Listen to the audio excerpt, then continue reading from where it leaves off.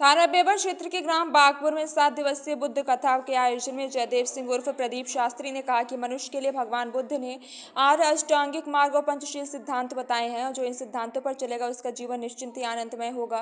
ग्राम प्रधान नीरज कुमार शाक्य ने बताया कि सभी ग्रामवासियों के सहयोग से 5 वर्षों से कथा का आयोजन होता चला आ रहा है।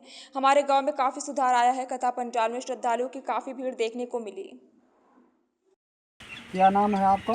हमारा नाम नीरज कुमार शाक्य। इस गांव के कौन हैं आप? मैं इस गाँव के प्रधान हूँ।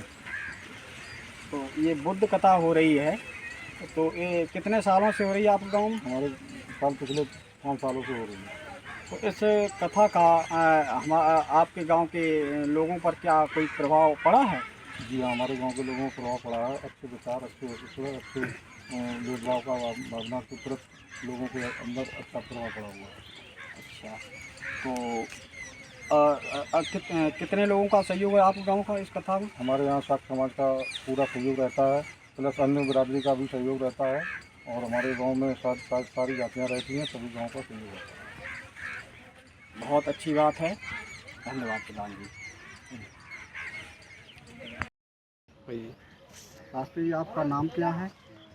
वैसे तो मेरा नाम जयदेव सिंह है और मैं प्रदीप बौद्ध लिखता हूँ और इसी नाम से लोग मुझे जानते हैं। आज थाना बेबर के क्षेत्र के ग्राम बागपुर में बुद्ध कथा का आयोजन हो रहा है और आप कथा कह रहे हैं, तो इस कथा के माध्यम से आप अपने श्रद्धालुओं को, श्रोताओं को क्या संदेश देना चाहेंगे?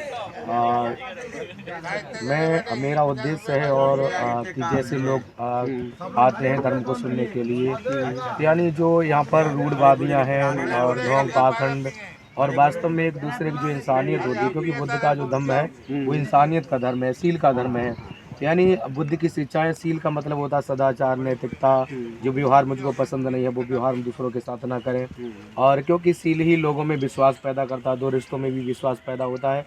और शील वो आभूषण है कि सारे आभूषण जो है वो फीके पड़ जाते हैं, क्योंकि भगवान बुद्ध कहते हैं जो व्यक्ति शीलाचरण होता है तो उसका मन भी शुद्ध होता है। जब मन उसका शुद्ध होता है तो उसका चरित्र भी शुद्ध होता है और उसका शरीर भी शुद्ध होता है। तो यानी भगवान बुद्ध ने शील पर बहुत अधिक जोर दिया है। और शील जो बुद्ध की शिक्षा है, चाहे वो अष्टांगिक मार्ग हो, चाहे वो प्रतिसमुत्पात हो, चाहे शब्द बोध्यांग हो, चाहे वो 5 बल हो, चाहे 5 धम्म इंद्रिय हो, जितनी भी शिक्षाएं, वो सारी शिक्षाएं यानी शील, समाधि और प्रज्ञा पर आधारित है। क्योंकि जब शील स्वच्छ होता है तभी व्यक्ति को समाधि की यानी प्राप्ति होती है। तो समाधि का मतलब होता है कुशल चित्त की जो अवस्था होती है वही समाधि होती है।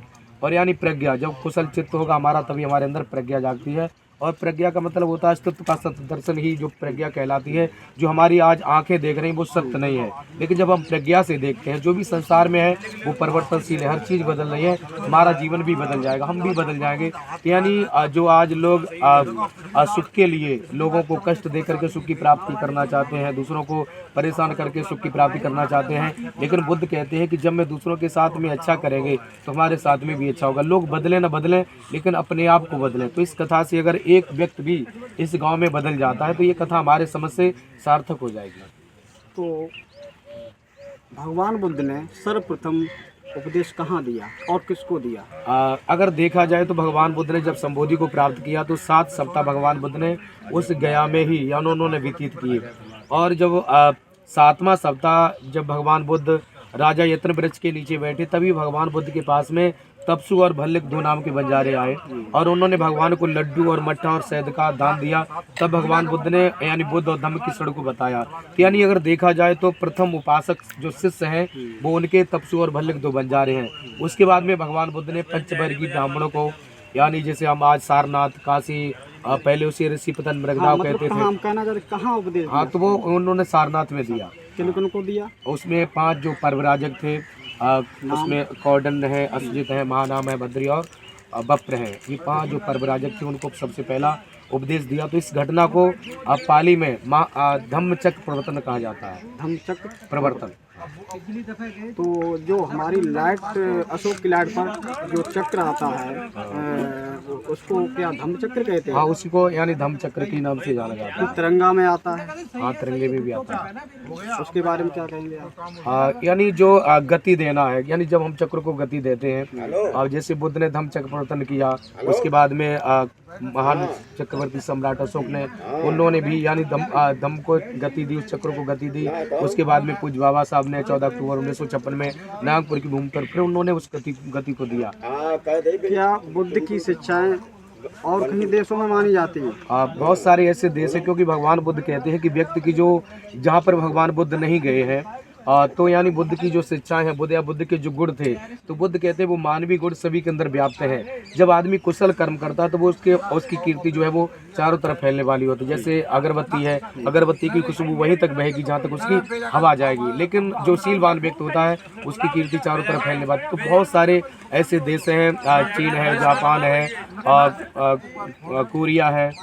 आपने कथा में कहा था कि भगवान बुद्ध को लाइट ऑफ एशिया कहा जाता है, तो इस बारे में आप क्या कहेंगे? जो यानी लाइट ऑफ एशिया, यानी भगवान बुद्ध ने पूरे संसार को यानी अपनी शिक्षाओं से प्रकाशवान किया है। और जो भी भगवान बुद्ध को अगर वास्तव में उनको जान लेता है या उनके गुणों को, यानी जब हम बुद्ध को नमन करते हैं तो यानी बुद्ध के जो मुझे गुण आते हैं, क्योंकि बुद्ध का मतलब होता है महामैत्री, महाकरुणा, महाप्रज्ञा, महाविशुद्धि, ऐसे गुणों से जो भरपूर है, जिसके अंदर असीमित अमर्यादित मैत्री है, जिसके अंदर अमर्यादित करुणा है, अमर्यादित मुद्दता है, यानी जो मानवीय गुण है, उनसे जब व्यक्ति अपने ऊपर जाता है, इससे ही यानी पूरे संसार में प्रकाश होता है। इसलिए लाइट ऑफ एशिया। भगवान बुद्ध की मुख्य शिक्षाएं क्या क्या है?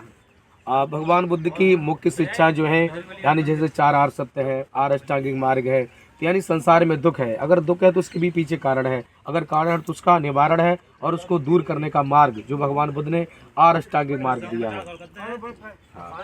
तो भगवान बुद्ध की जो शिक्षा है मनुष्य के जीवन में उपयोगी हैं। हाँ, उस समय भी थी, आज भी है और आगे भी रहेगी, क्योंकि बुद्ध की जो शिक्षा है अब उनको हम काट नहीं सकते हैं। जो भी बुद्ध ने कहा है कि यानी जैसे बैर से बैर कभी शांत नहीं होता है, या आग कभी आग से बुझाई नहीं जा सकती है, या खून कभी खून से धुला नहीं जा सकती, बुद्ध की शिक्षा है। और अब अगर मैं अपनी बुद्धि पर देखें तो वास्तव में ये सत्य है। धन्यवाद। Thank you.